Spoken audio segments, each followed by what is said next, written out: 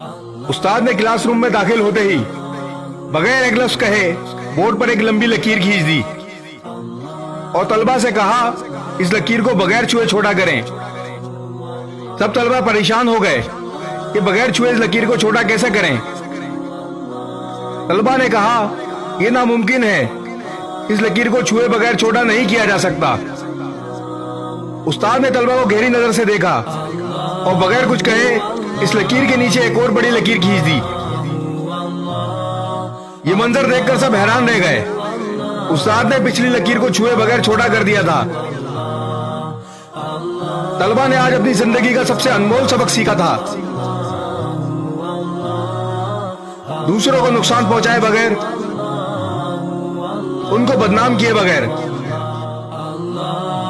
ان سے حسد کیے بغیر ان سے آگے نکل جانے کا ہنر جو طلبہ نے چند منٹوں میں ہی سیکھ لیا۔